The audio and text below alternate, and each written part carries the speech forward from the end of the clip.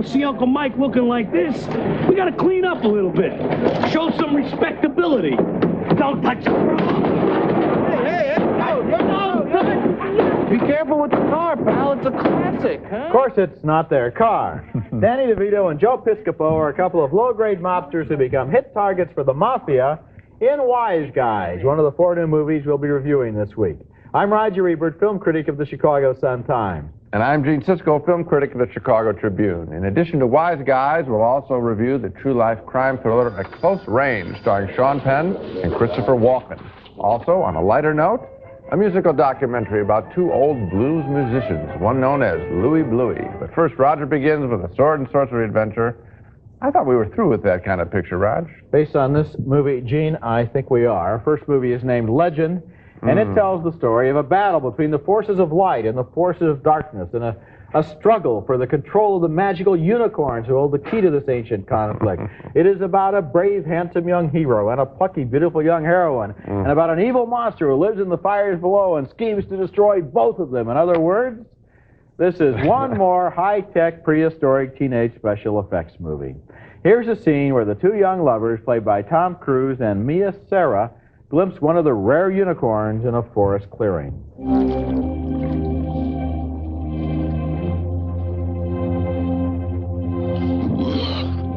You spook the beast and spoil the trap.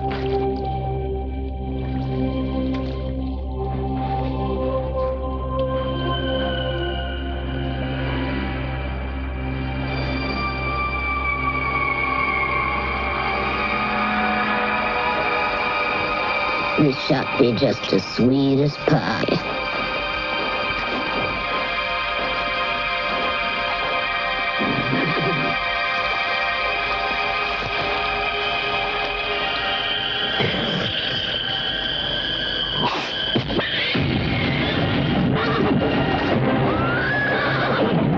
The young girl looks innocent there, but before long she's lured into the underworld and seduced into becoming an evil priestess.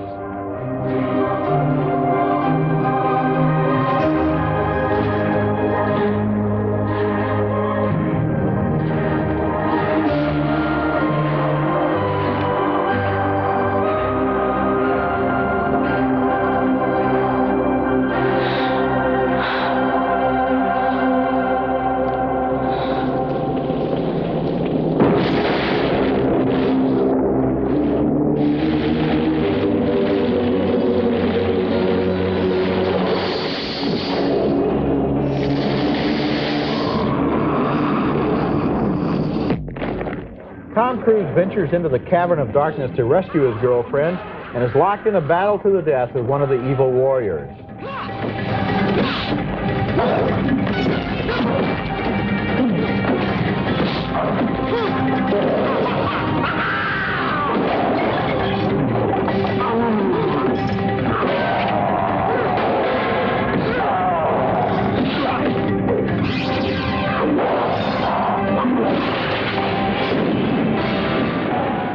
I'm struck once again watching those scenes as to how good this movie looks and how interesting it's not.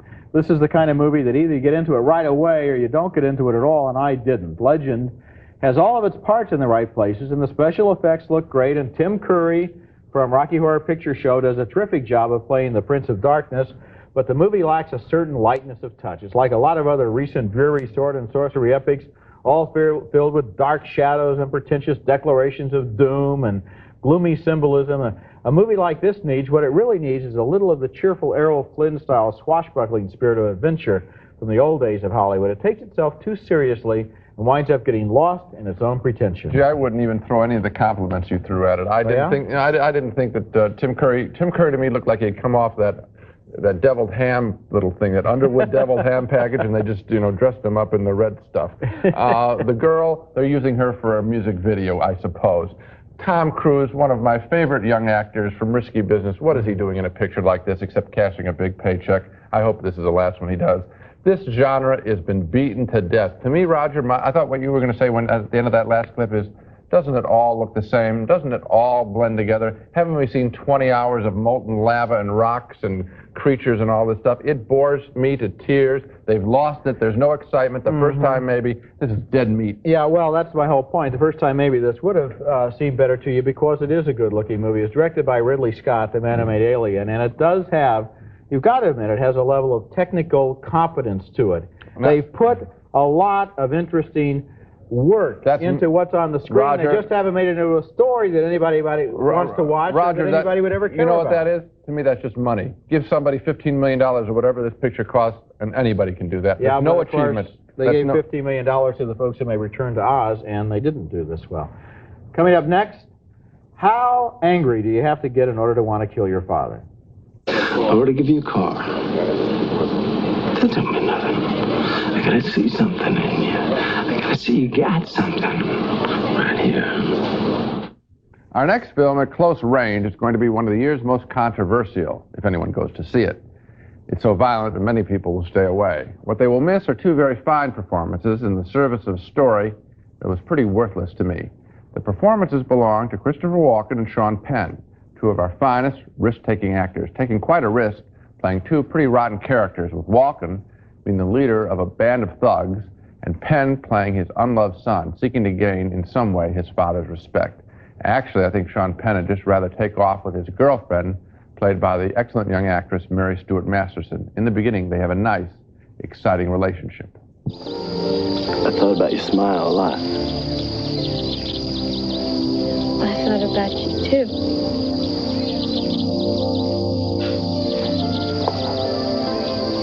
Jill says your last name's Whitewood? Yeah. Your father's got kind of a rep. Well, yeah. Don't believe everything you hear. I gotta go. Wait a minute. Jill didn't give me a number or anything. 555-6239. 555-6239. Yeah, okay. Oh, wait, don't go. I gotta go.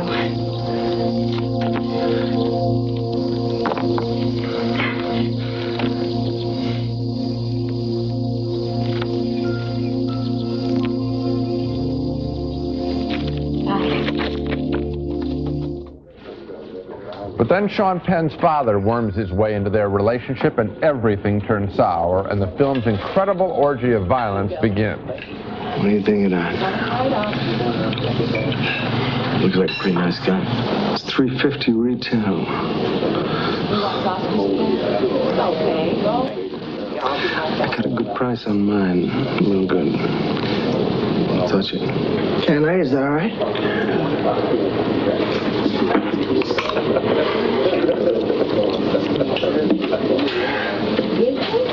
Like it? I like it a lot. That was Christopher Penn there as Sean Penn's younger brother, as he is in real life. At Close Range gets quite rough at the end. I think this would like to be some kind of cross between In Cold Blood and Badlands. It's supposedly a true story, but at the end it comes across to me more as an educational classroom film about the danger of playing with guns. Or at least it says, make sure you don't have a creep like Christopher Walken as your father, if you can avoid it. Or if he is a creep, get away from him, move out of home, even at age 2. So much as I admire the performance of this film, though, I have to ask the question, all of this quality in service of what? To me, it's a film that glorifies the very violence it wants to knock. There's so much glory and good-looking photography of the violence early on that I think the picture doesn't even know what it's putting on the screen. It's well acted and directed, but for me, thumbs down. Well, first of all, I don't believe there's a single frame of this movie that glorifies violence. Yeah, quite the opposite. This is one of the most realistic and unglorified portraits of violence I've ever seen. But the part of your review I agree with are the performances, Christopher Walken and Sean Penn. And with me, looking at this movie, it was a real close call because, frankly, this is an unpleasant story about unpleasant people. Right. And so there was a tendency to say, well, I just don't want to look at that, and so I'll give thumbs down. But the fact is, this is an extremely well-acted and extremely well-made film, and so I'm giving it a favorable reaction just on the basis of the fact that so much artistry and craft went into this story. But Roger, look at the films that I named, In Cold Blood, Badlands, also about creepy characters, films that I love, so there had to be a difference. And I know that you like those other films, Yes, because I know did. much better than this. What's the difference here? Here, I think the difference is that early on, the way the girl and Sean Penn are excited by, initially, the violence shows the attractiveness and the excitement of guns and all that. I think a lot of kids would back off much early on. I think this film embraces violence about 3/4 of the way, and then at the end, it tries to have it both ways and comes down hard against it. Oddly enough, when you mention Badlands, the funny thing about Badlands is that it does exactly what you say this film does. It does, in a way, present these people as people we can identify with, characters that we have sympathy for, and then places them in a violent situation. This movie doesn't do that. No. It's much closer to In Cold Blood. I just think it's such a good example of filmmaking that anyone who wants to keep up with what's happening in American movies and what's happening once again with these two terrific careers, Christopher Walken and Sean Penn, name me two better actors, has got to see this movie just to keep up with things. If you want to see the actors, fine, but I wish they picked a better vehicle to present their talents in, as they will, I'm sure, in their next film, because this one doesn't quite make it. Next at the movies, Wise Guys, with Danny DeVito and Joe Piscopo as two of the lousiest soldiers the Mafia ever had. How would you like to pay for this? Yes, that's right. Quickly. Take it out of there. That's a gold card. Yes, I believe I've seen them before. Where'd you get that? In the glove compartment. Wise Guys, and this one's a real treasure, a great comedy about the Mafia that stars Joe Piscopo and Danny DeVito as a couple of very low-level New Jersey foot soldiers for the mob. One day they're given $10,000 of the Godfather's money to bet on a horse, and they bet on the wrong horse because they think he doesn't know what horse is going to win, but you know what? He did know what horse was going to win, and so they owe him $250,000, and they don't have a dime. So the Don decides their punishment, which is he secretly assigns each one of them to kill the other one. Here's the scene earlier in the movie, one morning at a mob-controlled restaurant where the Mafia boss is handing out the day's assignments. Mr. Costello, you forgot about me and Mo. I never forget about you and Mo, Harry. I always have plenty for you to do. Here.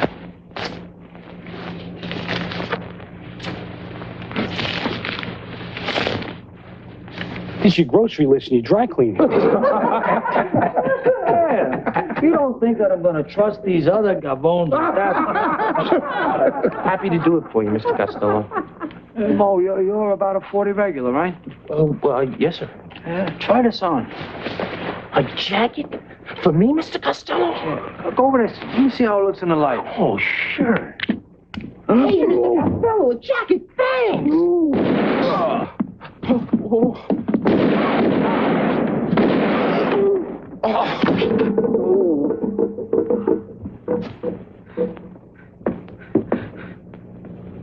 Wow.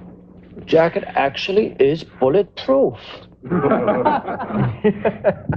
That giant guy that you saw there with the horrible red or maroon sport coat is the enforcer for the mob, and later on the boss puts him on the case of these two guys after they've stolen his $250,000. So they are desperate. They know there's no place to turn, and so DeVito gets on the phone and pretends to be talking to his uncle in Atlantic City, an uncle who is a powerful mobster who, if he were alive, might be able to save their lives. Yeah. The ringing? Yeah. Louie. One more. Hi. Aunt Sadie, it's Harry Valentini, your nephew from Newark. Guess what? We're coming to Atlantic City. What's up? What's up? I see something else. It's Sadie's Uncle Mike there. I'd like to speak with him, please. Oh, she's getting Uncle Mike. What a card! Uncle Mike! Hi! Listen, Uncle Mike, I'm coming down to Atlantic City. Me and Mo Dickstein. What? He said to say hello. Let me say hello. No.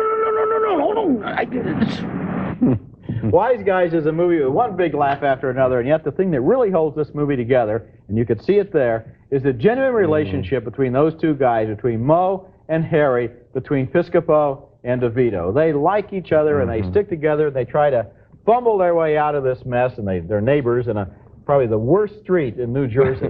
And they are surrounded, well, I'm sure that very nice people live there, but the side that they live on looks pretty bad. You're in trouble now, right? And they are surrounded, the people across the street are great, and they are surrounded by a movie full of some of the best character actors in the business.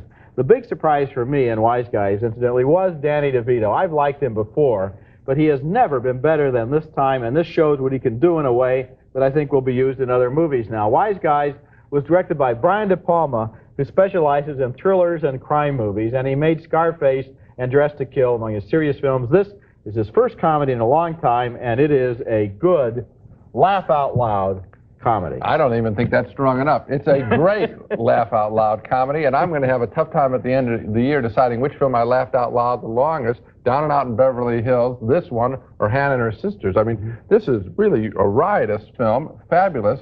DeVito, in his starring role, he's not supporting people now like in Romancing the Stone. He's absolutely terrific. There's a performance that you referred to, but I want to give credit to. The guy in the big red coat, I think he makes this movie work just as much as the two stars. That's played by a wrestler, a former wrestler, Captain Lou Albano. He plays the fixer. He plays this movie at a volume pitch that if I actually started to use it, I'd blow out every TV set that's watching us. I mean, it's a screaming performance that is hilarious. This movie, I don't know how this director, Brian De Palma, did it. He starts out at this level and keeps it funny and intense.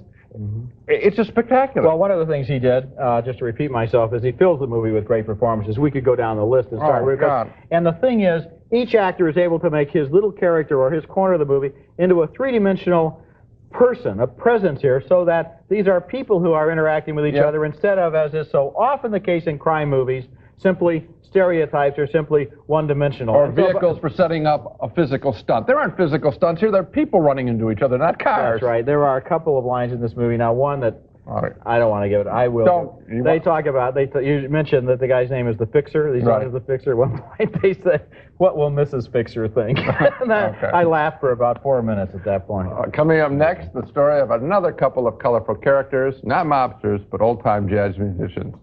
I'd hate to wake up anywhere and see that. If you're going to be an artist, paint something that looks like something at least you can relate to. Or it's just like something that jumped out of the Twilight Zone. The film is called Louie Bluie, a slim but affectionate documentary tribute to two old bluesmen, Howard Armstrong and Ted Bogan. Armstrong is nicknamed Louie Bluie, and here he is performing.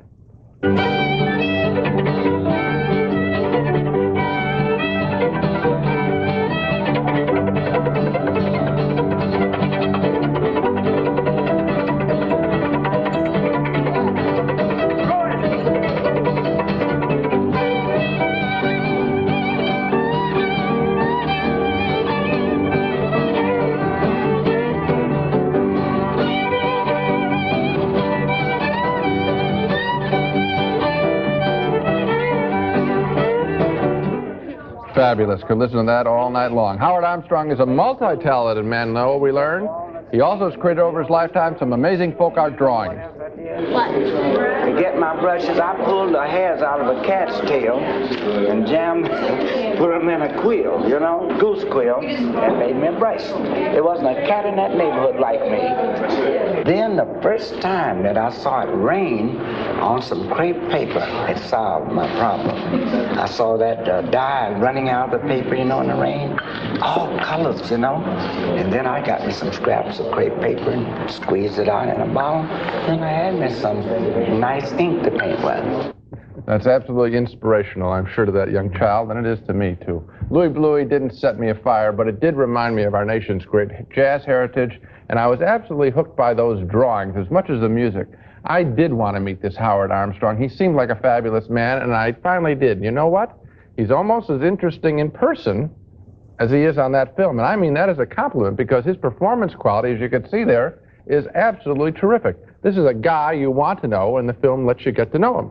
He is a fabulous person, and we didn't really see Ted Bogan there, who is his partner, but he is interesting in his own way. He's kind of the deadpan partner. They've got this relationship that's been going, I think, for 60 years. And I want to tell you something about this film.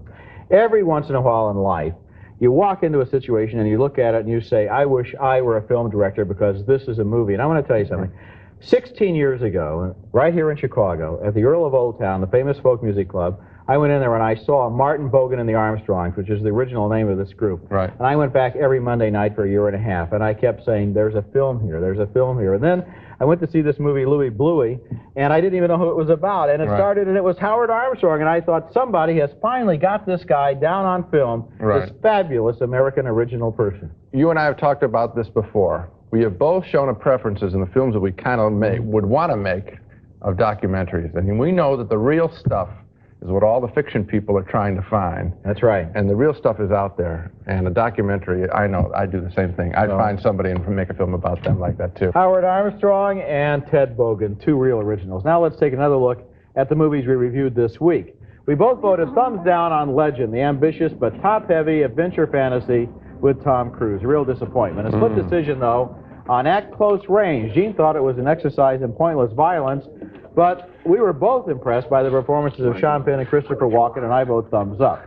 Two great big thumbs up, though, for Wise Guys, the very funny new mafia comedy starring Danny DeVito and Joe Piscopo. And two more thumbs up for Louie Bluie, the documentary about two unforgettable musicians. And that one, by the way, is playing around the country, city by city, frequently in concert with Bogan and Armstrong on stage after the movie. That's it for this week. Next time we'll review 4 more new movies, including 8 Million Ways to Die, a murder mystery starring Jeff Bridges and Rosanna Arquette, and Offbeat, a romantic comedy starring Judge Reinhold and Meg Tilly.